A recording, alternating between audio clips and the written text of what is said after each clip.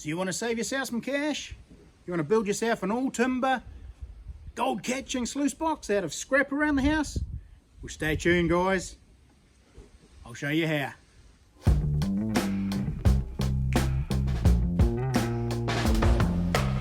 Like that.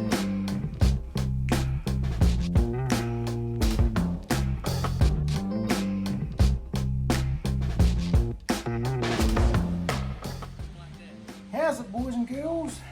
Welcome along. Now, doing another little project here, and this project is actually purely for you viewers. We're making a wooden sluice box today for gold sluicing. So I've had a lot of inquiries in my gold mining videos or gold prospecting videos of, can you build timber sluice boxes? Can you do a tutorial and show us how to make a wooden gold sluice box? So I've prepped all the materials here. We'll go through them. Obviously timber base, got our sides, we've got a miner's moss, and of course our riffle system. So what we'll do is we will get right into it. As we go through, I will show you some basic dimensions. They'll be in millimeters and inches on the ruler to give you a bit of an idea of what I'm doing. So let's get into it. Alrighty guys, so we'll give you a quick rundown of the measurements. So at the moment, this is my base plate. As you can see, it's just a thin ply. It doesn't need to be anything heavy because it's the base, and you also want to keep your weight down, and you don't want a big, huge, heavy timber bottom, because this will soak up a bit of water. Even though once I paint it, it will still soak up a bit of water and it will get heavy. So there you go guys, total length about 915 millimeters, or approximately 36 inches, thereabouts. Width on the flare is 450 centimeters, or 17.5 inches, or thereabouts. And the width across the main body, just under 300 mil, just under 12 inches. So you can play with this, you can make it any sort of dimensions you want. In New Zealand here, if we go on to public fossicking or gold sluicing sites where we can use a sluice box, our maximum length we can have overall is 1 meter, or 39.5 inches. So the overall length from here to here must be less than 1 meter, or 1 meter and less. So yeah, so this one's well and truly in the specifications of that. Our sides are 100 millimeters by 20, or x20, so about 18 mil. So that's about 4 inches by, yeah, just under an inch. So I'm not entirely sure how you do all your increments of your inches. I know you're 1/8 and yeah, blah blah blah. I have no idea. In New Zealand we use metric, so we use millimeters and centimeters.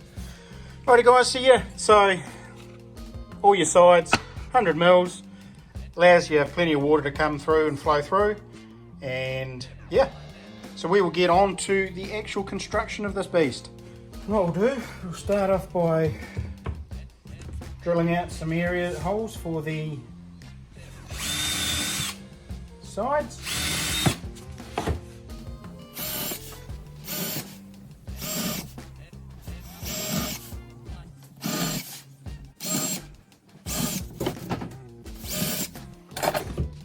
Alrighty. Now just using stainless steel screws. Last thing you want is for everything to start rusting out.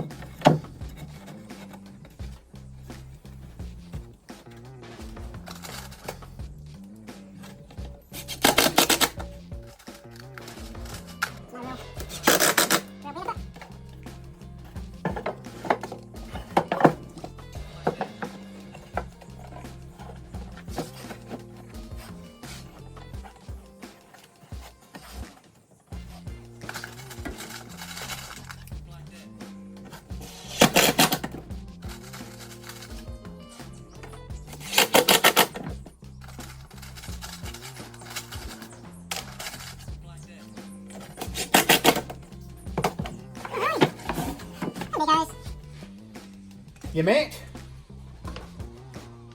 whatever you do, you've got to make the width, like if you buy this mat, this is a piece of mat I've had left over, so I've had to make it to that width. So there it goes, sits in there nicely. Now, these grooves. Alrighty, the grooves. Why have I done them and what are they for? Now these are purely optional, and in a lot of brand new sluices you will see they have black ribbed mat. What that does is that catches the finer gold. It catches a bit of finer gold. It also allows you to see if you are actually getting gold going through your sluice. So you'll dump your material here, it goes down the sluice, it hits these grooves here, some finer gold will sit there. Eventually it will come and get trapped in the mat, but it gives you an idea that you are seeing gold.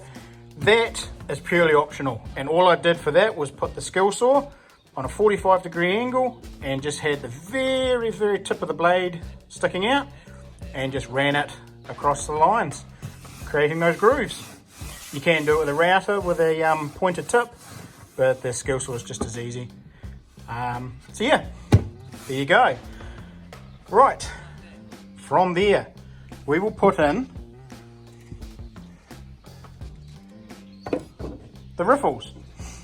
Now these are probably the most important part of the entire sluice box system.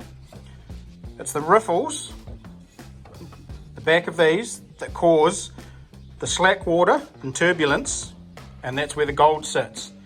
So as you can see, I've got an angle on this side, on these. So the water ramps up over there, and as it goes in, it tumbles back on itself and creates a vortex. And heavy material drops straight into that vortex and gets trapped by the miner's moss or the mat. So that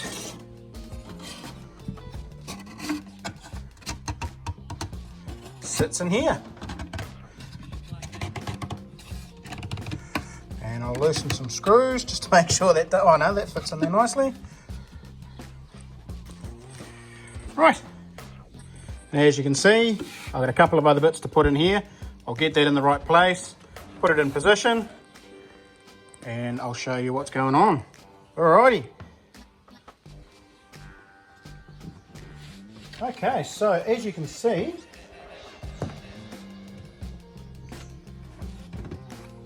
that is hard down, and we have that riffle effect now. So water will flow down here, and turbulence will be created in between each of these. Now, what we need to do is we want to be able to get this out. So, what we will do is we will screw it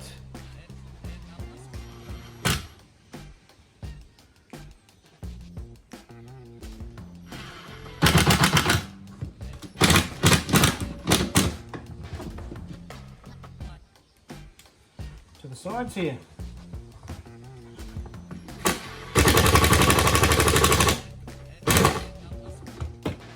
Right, now what that means is when you want to get your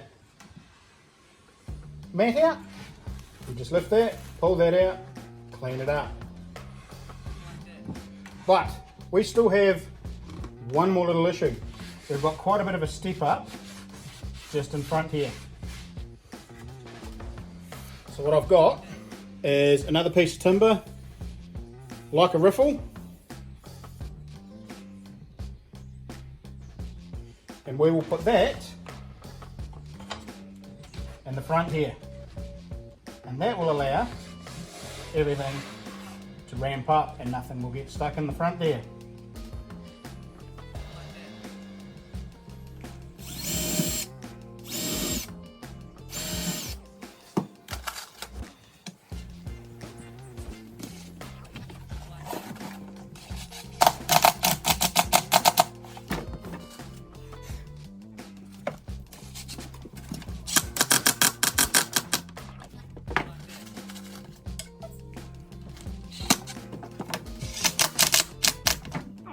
There we go.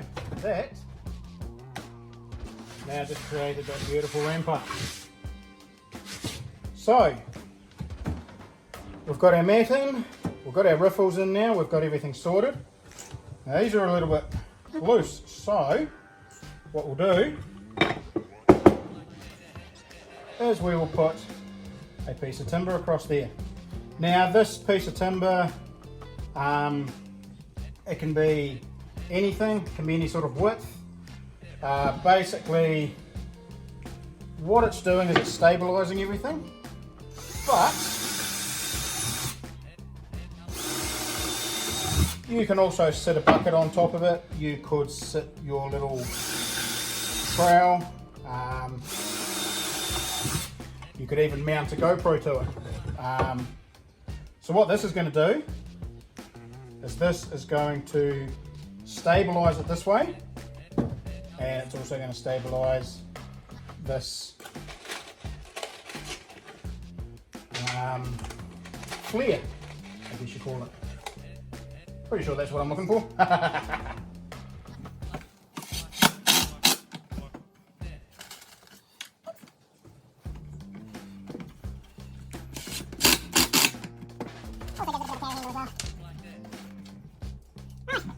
Make sure they're lining up.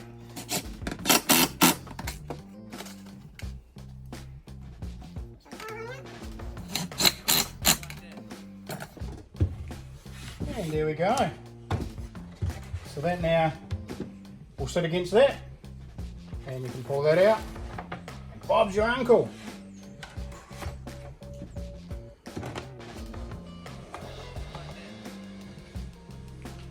You might do that just to stabilise that end as well. So when you're working with small timber like this, you want to make sure you pre-drill it, otherwise it will most definitely split. It's not so much an issue when you're doing into the end grain like that.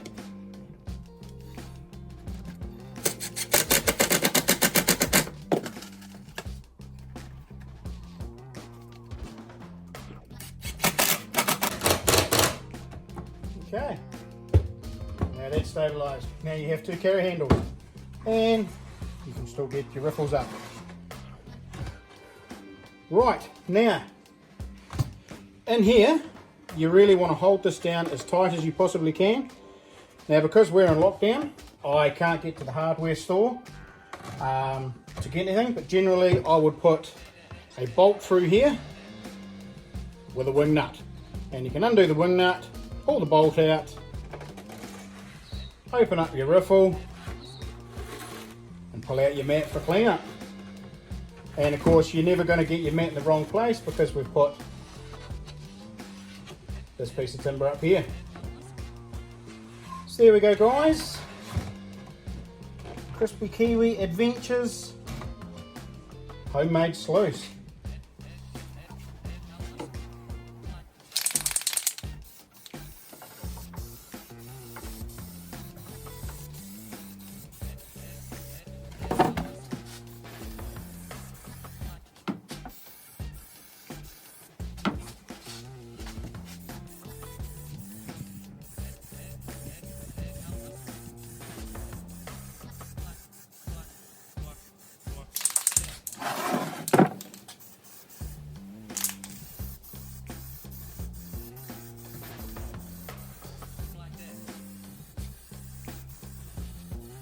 Well, there you go, boys and girls.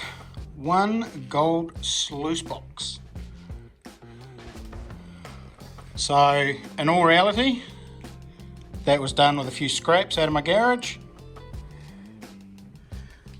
And I'm sure if you guys that are watching this have a bit of skill, you will probably do a much better job than me.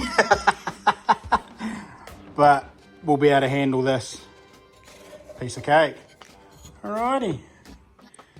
So there's the pull-out riffles. And the mat that pulls out. What a cheapskate, didn't even paint the bottom. Not that you need to. So there you go, guys. DIY gold sluice box. Alrighty, guys, I hope you enjoyed this. I hope you have good luck with your own sluice boxes. And until the next one, happy hunting.